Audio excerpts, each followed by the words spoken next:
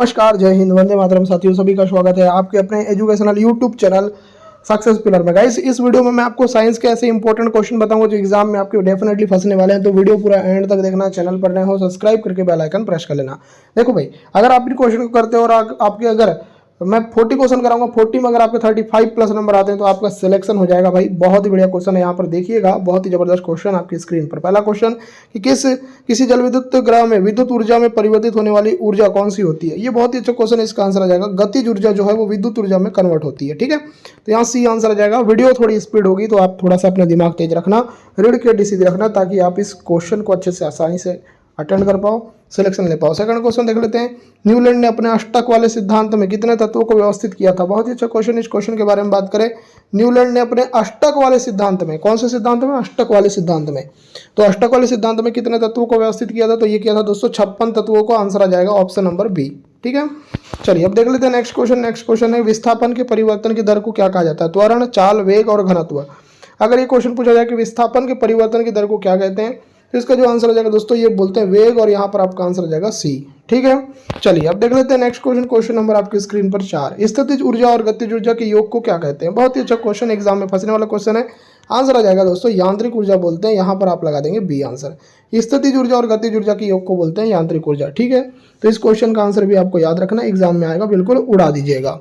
आगे देख लेते हैं फटाफट। पांचवा क्वेश्चन, 12 डिग्री सेल्सियस तापमान पर जल की भौतिक अवस्था क्या होती है। अगर ये क्वेश्चन एग्जाम में आ जाए तो याद रखना, इसका आंसर आ जाएगा द्रव होती है। सी आंसर परफेक्ट आएगा। बात करते हैं दोस्तों 16 की। यदि किसी तत्व का परमाणु क्रमांक 17 है तो वह क्या होगी। याद रखिए, किसी भी तत्व का परमाणु क्रमांक जो है 17 है तो वह क्या होगा। तो दोस्तों इसका जो आंसर आ जाएगा, देखिए समझिएगा, इस क्वेश्चन को समझिएगा। इसका जो आंसर आ जाएगा क्वेश्चन नंबर 6 का, अगर 17 होती है ना तो हमेशा याद रखना ये हेलोजन होता है। क्या होता है दोस्तों, हेलोजन। यहाँ पर आप हेलोजन लगाइएगा, बिल्कुल हेलोजन इसका करेक्ट आंसर आ जाएगा। ठीक है, तो बहुत ही अच्छा क्वेश्चन, बहुत ही इंपॉर्टेंट क्वेश्चन, एग्जाम में फंसने वाला क्वेश्चन। और ये हेलोजन के बारे में ही काफ़ी ज़्यादा पूछा जाता है, काफ़ी ज़्यादा। मतलब मैं आपको बता दूं, हेलोजन के बारे में काफ़ी ज़्यादा पूछा जाता है। 7वां, निम्न में से कौन सी विधि जल को पंकिल जल से अलग करने में सहायक है। तो अगर ये क्वेश्चन पूछा जाए तो इसका आंसर आ जाएगा निस्पंदन। निस्पंदन विधि है ये, तो बी आंसर करेक्ट आएगा। जिसको भी नोट्स चाहिए, लास्ट समय में रिविजन चाहिए, है ना, ऐसे क्वेश्चन चाहिए जिनसे आपका एग्जाम में बहुत सारा क्वेश्चन फंसे, तो अगर आपको चाहिए तो इस नंबर पर मैसेज करो, 9243449122। ये नंबर है मेरा, इस नंबर पर आप कॉल भी कर सकते हो, मैसेज भी कर सकते हो, तो आप यहाँ पर जानकारी ले सकते हो। ठीक है, चलो आगे देख लेते हैं नेक्स्ट क्वेश्चन। असंतृप्त यौगिकों के दहन के दौरान कौन सी लौ देखी जाती है। इस क्वेश्चन का आंसर आ जाएगा दोस्तों पीली लौ देखी जाती है, तो यहाँ आंसर आ जाएगा सी आंसर। चलिए आगे देख लेते हैं नेक्स्ट क्वेश्चन। परागकण किस में पाए जाते हैं। अंडाशय, वर्तिकाग्र, परागकोश, बीजांड। तो अगर पूछा जाए क्वेश्चन का आंसर, इसका आंसर आ जाएगा परागकोश में, तो सी आंसर परफेक्ट आएगा। बात करते हैं 10वें की। समानांतर परिपथ में यदि एक उपकरण बंद हो जाए तो अन्य उपकरण कैसे होंगे। तो ये याद रखना कि समानांतर जब रहता है तो उसमें फेज और न्यूट्रल अलग अलग मिलेगा। ठीक है, तो अगर एक बंद हो जाएगा तो दूसरे को कोई प्रभाव नहीं पड़ेगा, परंतु सीरीज में प्रभाव पड़ता है। तो यहाँ याद रखना कि भाई सामान्य रूप से कार्य करते रहेंगे, एक भी बंद हो जाए तो कोई फर्क नहीं पड़ेगा। आगे देखो 11वां, बंदूक से गोली चलाने पर स्थितिज ऊर्जा किस में परिवर्तित हो जाती है। सिंपल सी बात है, सोचो, तो इसका आंसर आ जाएगा गतिज ऊर्जा। सी आंसर परफेक्ट आएगा। आगे देख लेते हैं 12वां, सिरका बनाने में किसका उपयोग किया जाता है। बहुत ही अच्छा क्वेश्चन है, इसका जो आंसर आ जाएगा एसिटिक एसिड का, तो यहाँ आंसर आ जाएगा डी आंसर। चलिए 13वां देखते हैं। निम्न में से कौन सा एंजाइम अग्नाशय द्वारा स्त्रावित होता है। अग्नाशय, जिसको हम पेनक्रियाज भी बोलते हैं, इसके द्वारा कौन सा एंजाइम स्त्रावित होता है, तो इसका नाम है दोस्तों ट्रिप्सिन, तो यहाँ आंसर आ जाएगा बी आंसर। चलिए देखते हैं क्वेश्चन नंबर 14।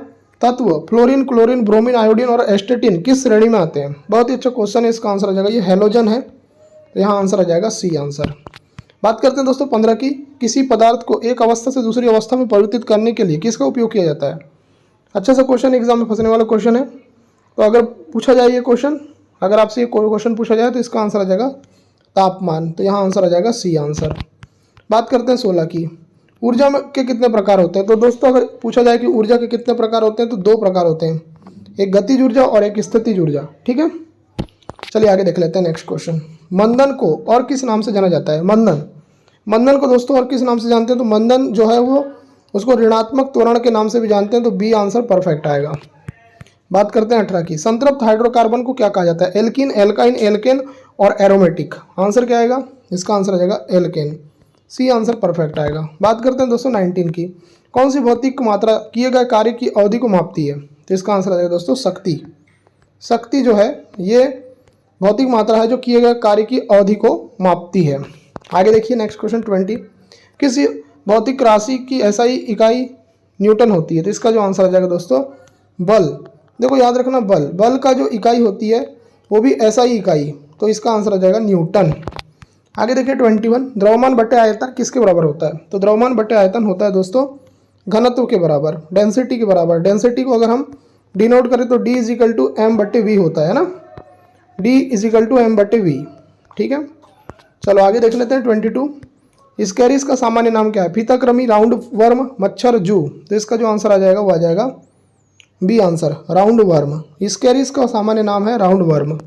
आगे देखिए नेक्स्ट क्वेश्चन आपके स्क्रीन पर 23वां पूछा है कि मानव के अनिषेचित अंडे में कौन से क्रोमोसोम होते हैं? अच्छा तो क्वेश्चन एग्जाम में आ जाएगा, तो इसका आंसर याद रखना, मानव का जो अनिषेचित अंडा होता है उसमें एक एक्स क्रोमोसोम होता है। आगे सारे सौर पैनल में कौन सी धातु प्रयुक्त होती है? ये क्वेश्चन भी एग्जाम में फंसा है, इसका आंसर याद रखना, सौर पैनल में सिलिकॉन प्रयोग होती है ना। चलो आगे देखते हैं 25। हाइड्रोजन का इलेक्ट्रॉनिक विन्यास किसके समान होता है? तो इसका जो आंसर आ जाएगा क्षारीय धातुओं के, तो बी आंसर परफेक्ट आएगा। 26वां। दाब बराबर होता है, दाब बराबर क्या होता है? तो दाब बराबर होता है दोस्तों बल बटे क्षेत्रफल। बल बटे क्षेत्रफल, दाब बराबर क्या होता है? बल बटे क्षेत्रफल।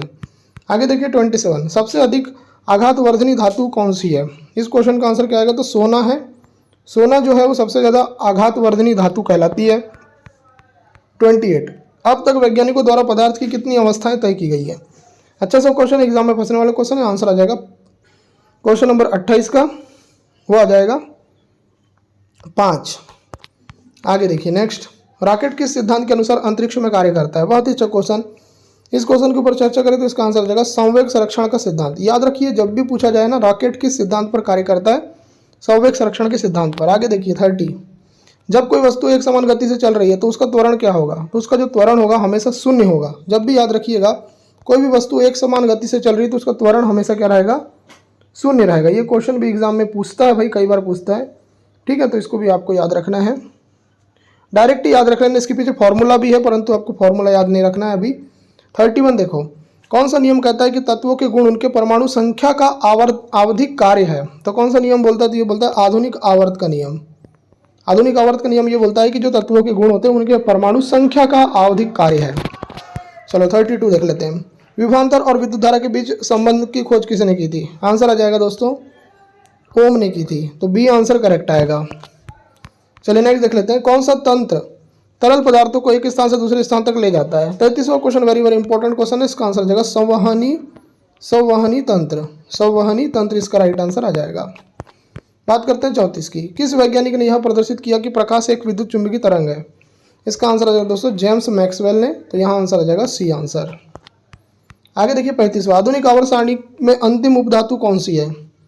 इसका क्वेश्चन अगर पूछा जाए तो इसका आंसर आ जाएगा पोलोनियम। देखो आधुनिक आवर्त सारणी जो है उसमें अंतिम उपधातु कौन सी? तो पोलोनियम। डायरेक्ट ही याद रख लो, बहुत अच्छा क्वेश्चन है। आगे देखिए 36। प्रति इकाई आयतन पर किसी पदार्थ का द्रव्यमान क्या कहलाता है? बहुत ही अच्छा क्वेश्चन है। इसका आंसर आ जाएगा दोस्तों प्रति इकाई आयतन पर किसी पदार्थ का द्रव्यमान घनत्व कहलाता है, तो बी आंसर परफेक्ट आएगा। 37। हाइड्रोजन परमाणुओं का सही अवरोही क्रम क्या है? देखो हाइड्रोजन जो परमाणु है उनका अवरोही क्रम, अवरोही मतलब होता है दोस्तों बड़े से छोटे की ओर जाना। जैसे हम यहाँ पर देखते हैं सबसे पहले आ जाएगा आपका एल्केन, फिर आएगा एल्किन, फिर आएगा एल्काइन, तो ये वाला आंसर करेक्ट आएगा। आगे देखो ब्रह्मांड की प्रत्येक वस्तु एक बल के साथ प्रत्येक अन्य वस्तुओं को किस प्रकार आकर्षित करती है? बहुत ही अच्छा क्वेश्चन। अगर बात करें कि ब्रह्मांड की जो प्रत्येक वस्तु है एक बल के साथ प्रत्येक अन्य वस्तुओं को किस प्रकार आकर्षित करती है, तो उनके द्रव्यमान के गुणनफल के समानुपाती और दूरी के व्युत्क्रमानुपाती, है ना। ये वाला बिल्कुल करेक्ट आंसर आ जाएगा। चलो आगे देख लेते हैं। किस तत्व की खोज बाद में हुई और इसे ईका सिलिकॉन कहा गया? ये बहुत ही इंपॉर्टेंट क्वेश्चन, एग्जाम में बनने वाला क्वेश्चन। किस तत्व की खोज बाद में हुई और इसे ईका सिलिकॉन कहा गया? ईका सिलिकॉन बोलते हैं दोस्तों जर्मेनियम को। आंसर आ जाएगा आपका ए आंसर। चलिए आज का अंतिम क्वेश्चन 40वां। वे पौधे जो खारे पानी में उगते हैं क्या कहलाते हैं? हाइड्रोफाइटा, थैलोफाइटा और हेलोफाइटा और क्रायोफाइटा। आंसर क्या आएगा? हेलोफाइटा आंसर आ जाएगा, यहाँ पर आपका आंसर आ जाएगा सी। गाइस मैंने आपको 40 क्वेश्चन कराए, वेरी वेरी इंपॉर्टेंट क्वेश्चन है ये, एग्जाम में ये क्वेश्चन बन सकते हैं भाई, बहुत ज़्यादा इंपॉर्टेंट है। थोड़ा स्पीड में वीडियो थी, है ना। तो अगर आपने ये वीडियो देखा है पूरा तो बताइए कि आपके नंबर कितने आए। और नोट्स जिसको लेना है तो इस नंबर पर संपर्क कर लो, 9243449122, ये मेरा नंबर है। इस नंबर पर मैसेज या कॉल करके आप नोट्स के बारे में जानकारी ले सकते हैं और भाई 2-3 दिनों में ही अच्छे से प्रिपरेशन कर सकते हैं। वीडियो देखने के लिए आपका धन्यवाद, आपका दिन शुभ हो।